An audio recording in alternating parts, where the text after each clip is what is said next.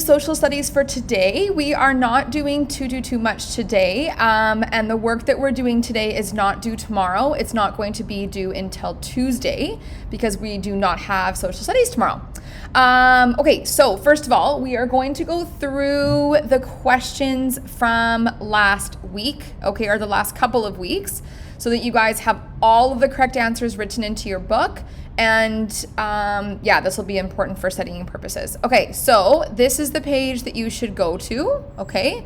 We're going to go through these 4 sections, and I have selected some of the best pieces of work to show off. I tried to choose different people for each time. Okay, so first one, clan chiefs. You had to answer the question of, let's see, it was how do the people in the Iroquois make decisions compared to the ancient Athens? Okay, so you're comparing. Okay, so Malik did a great job here. Compared to the direct democracy of ancient Athens, this is completely different. That's right. This is more like the representative democracy. Exactly. Because in Iroquois, they choose people to represent them when they go to the Grand Council rather than every single person directly voting like they did in ancient Athens. So, and then Malik said also, this is more efficient rather than thousands. It's low. I can't quite know what this says. Anyway, it would be way quicker. That's right. And more efficient. The only problem is that not everyone agrees with their representative. That's true, Malik. Very excellent point, because just because that's the representative that you have selected to go through doesn't mean that it directly represents what you think. That's right. Excellent, excellent. Rajabi also said the Iroquois people use leaders to tell and then vote on their behalf. Exactly. This was good because it was a lot easier to count the votes. Exactly. It would have been bad because the vote wouldn't be accurate. The vote would be accurate. It just wouldn't necessarily be like a true representation of what every single person meant. So I think that's maybe what you mean, Rajabi. It's not as like direct and obvious as like the true vote, which would have been gotten through the direct democracy system in ancient Athens. So yeah, exactly. Okay. Yeah, good. And then Daisy said, right, it's different. Ancient Athens, they use direct democracy. Everyone votes on their own behalf. However, in the Iroquois, they use representation to make their decisions. There you go. Okay, so those are some perfect examples of what you could edit your work to look like. So thanks to those people and many others as well. I just chose kind of 3 or 4 per page. Okay, next one was the Grand Council. This was a research question. You had to go into the book and you had to find how many chiefs are sitting on the Grand Council. We know there are 50 chiefs. I told you that, okay? But it was not 10 from the 5 different nations. It was different. So Daisy drew a really cool chart here, bar graph, to show this. And then DR did some excellent research, okay? Really good. Now, the other question was, do you think that there is an equal amount of power? So like the Onondaga have 14 chiefs, whereas the Seneca have the least. They only have 8. So my question was, do you think that one nation has more or less power than the other? And the answer is that they actually do not. That's one of the most fair things about the Iroquois, is that they all had equal votes. They all had equal power. Technically, the Onondaga, there would have been like more people coming from them, but each vote counted to be the exact same. So it really kind of balanced out that there wasn't like directly more power from one, even though there were more representatives. Overall, in the system of the Iroquois, they didn't believe that just because there were like 14 chiefs compared to 8, they didn't believe that the Onondaga should have more power. So it was very, very, very fair society. Okay, next is, one more thing for this. DR said this, which is correct. So the more chiefs that there were, that means that they had a larger population. So that means they had more representatives. So that's the main reason. Like the Seneca size was smaller than the Onondaga size. So it's kind of like representation based upon their population, which is exactly what governments seek to do now. Okay, next is consensus. All right, so this one you had to say the pros and cons. Rami did a good job here of saying the benefit is that it's fair and everyone gets to speak. Awesome. Also fair because a lot of people vote yes and only one person says no. It would still count as a yes. That's right. So majority would rule. Very good. And then Metha said, okay, she said a drawback. It could take a very long time for the clan to come to a decision. That is right, Metha. As we learned, the process is very lengthy because it involves a lot of conversation, but it is very, very fair. Right, Alex said, right, it's very fair because everyone gets to participate. That's right, because everyone within their clan would get to talk to their chief. So everyone does get to participate if they choose to. The drawback is that since so many people in the Iroquois Confederacy, it'd be hard to get everyone to agree on an issue. Exactly. That would be a drawback. Yeah, just kind of like ancient Athens. It's hard to get everyone to necessarily agree. But they kind of hope with the conversation that people are like more so understanding of the decisions that have come forward. And then Ada found a couple, which is great. I think this came from the textbook. Everyone has a voice, requires agreement of all. That is a very strong pro, equal say. People are open-minded with their decision, with each member stating their own view. That is a very excellent pro. Excellent work, Ada. And it takes a bit of long time. Yep, that is right. It does with all the conversation. And they have to agree even if everyone doesn't want to. Really strong. Okay, so if you don't have both of those pieces that Ada put in, it'll be a nice, really excellent edit to make.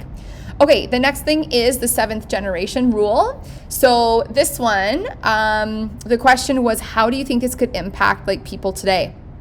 Jordan said, we have to consider the long-term effects of our decisions on the environment and those lives yet to come. That's right. Okay, yes. Oh, sorry, that was just that wasn't their answer. Sorry, that was just my notes. People are doing this now. That's right. Like in COVID-19, people are staying at home to prevent the spreading into the future. Yeah, that's right. We're trying to really think about it, at least like the future in some way, for sure. Okay. And then this is Daniel's. He said, right, okay, so I think their choices and behavior and mistakes don't just impact the family, it also impacts others. Very good. When the Iroquois people made choices, they not only thought about their situation, but the future outcomes too. Yeah. Today, some people also stop to think because not only it's instinct, but it may also help benefit themselves or later on. Good. Then he added to this by saying maybe someone was thinking of using single plastic and then thought about how it could ruin the long-term effects of the future. Very, very, very good, Daniel. And then Eva said the benefits that she sees, leaving the clean world unhappy so future generations won't have to live with climate change and war. Really good, you guys. Those are excellent pieces of, whoa, what's happening? Excellent pieces of information. Okay, really well done. So the next thing that we're doing today is just a little tiny bit on this. Okay, right. Okay, so let's see here. Okay, we should go to a new page and write in, okay, so we're done this, and now we're working on this one for this week. So the question is, what are the advantages and disadvantages of consensus as a decision-making model? So we already kind of started that. Okay, so a couple more little things for today, okay? So we already know this, that the Onondaga is the host of the Grand Council. So this is like the Onondaga right here. If he was the host, he's the one that eventually announces the decisions. Okay, now this is interesting. Tararaho, who we learned about, who's kind of that evil guy who they didn't really trust, right? They made him the chairman. But so he was like the spiritual leader. So he was seen to be the chairman right here, kind of the one that everyone sort of listened to in the end. We learned this, he was selected amongst the Onondaga chiefs. So even going forward, whether it was Tararahu himself, always the chairman is from the Onondaga. And they act as the voice of Confederacy, but how much power do they actually have? Like, what did we learn from earlier? Do they really discuss things?